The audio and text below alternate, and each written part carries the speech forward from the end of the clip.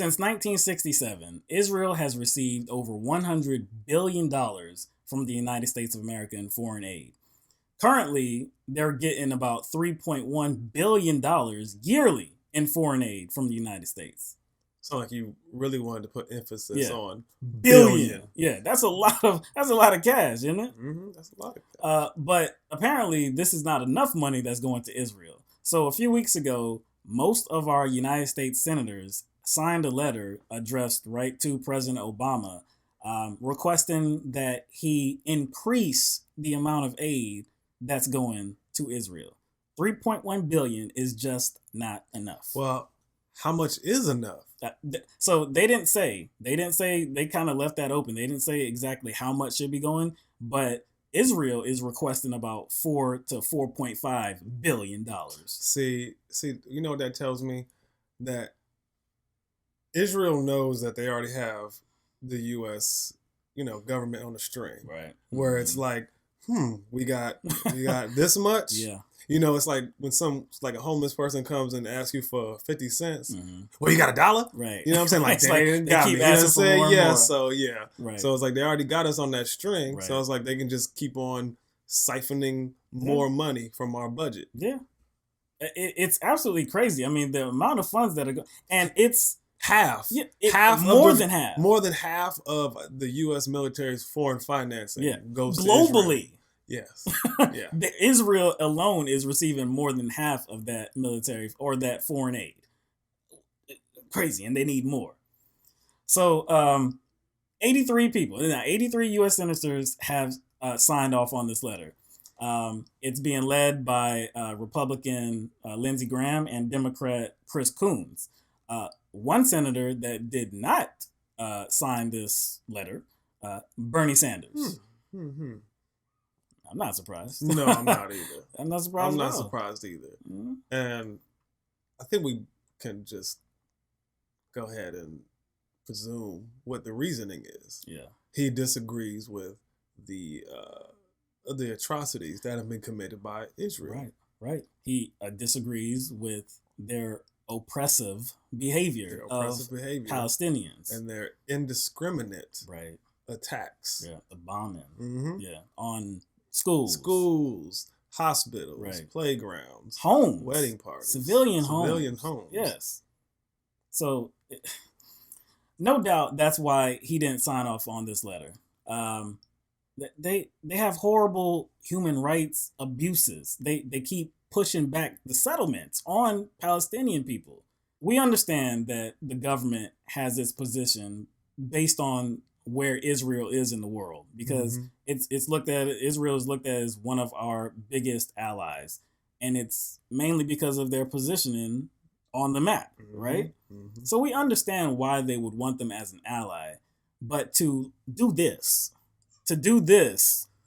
act like there's nothing, oppressive or nothing as far as a military strategy that puts Israel in kind of the oppressive position. Right. There's nothing like that goes on as far as in their minds. Right. But why is that though? Is it just because they have, I guess, some sort of military framework for the U.S. being over there? They have a military, I guess. I would think so. I mean, because, this is another country, but Saudi Arabia, right? They have horrible human rights abuses too. But we're their ally. We're their ally. They have Sharia law there too, right? But, again, we don't want to look, we just don't want to look. And Hillary Clinton, of course, she's not a U.S. senator right now, but I have no doubt that she would have signed off on this letter. I have absolutely no doubt, because if you remember back just a little while ago when she gave her speech at AIPAC, which is the American Israel Public Affairs Committee, in her 4,000 word address, not once did she talk about the illegal, their illegal strategy of pushing back, Palestinian settlements. She didn't once talk about that. She didn't talk about the bombings, the indiscriminate bombings. She didn't say anything about that. What she did talk about was how Israel needs more weapons and upgraded weapons. So that seems like more funding to me. More funding, and it seems like it's encouraging. Yes.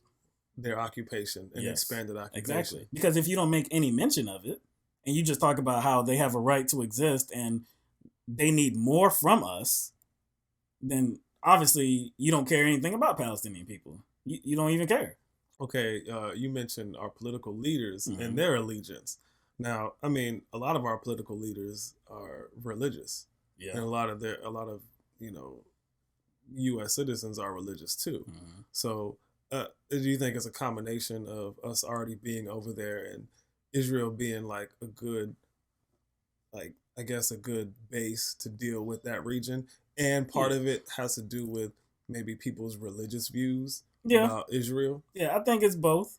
I mean, people, just regular people will talk about, Israel in the Bible,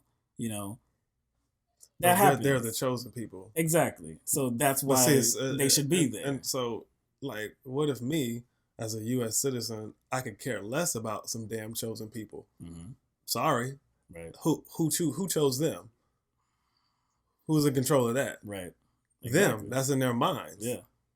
And also, I guess, maybe concerning the genocide of the Holocaust. Right. Maybe people feel like they deserve that land because of that. But those are two separate issues. You can't add that in there. But even so, I've always thought, why not give them the land that it happened in? Yeah. Why take it away from other people that didn't have anything to do with it? Right. So either way you look at it. And why there too, right? Why there? And it might be because maybe it was just easy to take, Easy to take, the people who we took it from. Right. You know what I'm saying? So, and look, anybody that has any kind of sense, and I think I have some sense. I think you got some sense. Now, we are sympathetic to Palestinian people because they were just pushed out of the land. I mean, there's no easy way to say it. They were pushed off. They were kicked off of their property, right? So we understand the theft, right? But we're not saying, well, because of that theft, the Jewish people, Israel, all you got to go because it's already been established, right? So it's already here. We just got to deal with it, right? But what we won't deal with and take it with a smiley face is you illegally occupying Palestinian settlements and keep pushing back. Yeah. So people might say, well, they have a right to exist, but okay. All right. In a static state, right, without expanding, okay, all right, let's go from there. Let's go. Exactly. But what about them expanding? Right. Why the silence on that? Right. It seems as if this is just a weird, way of dealing with it. Like, what kind of world do we live in where we negotiate with the thief on how much that they can give back or should give back? Why are we even negotiating this? That's true. And everybody has heard that phrase that we just said. Israel has a right to exist, right? Do we ever hear Palestinians have a right to exist? We don't ever hear that. Why is that? Because do you value their lives more? And why do you value their lives more? Right. Do you have some sort of objective reason? Right. I don't think so. If you end the sentence at Israel has a right to exist, if you end it right there and don't even make any mention of Palestinians, you cannot categorize yourself as a humanitarian because you do not care about humans that are being abused, humans that are being violated,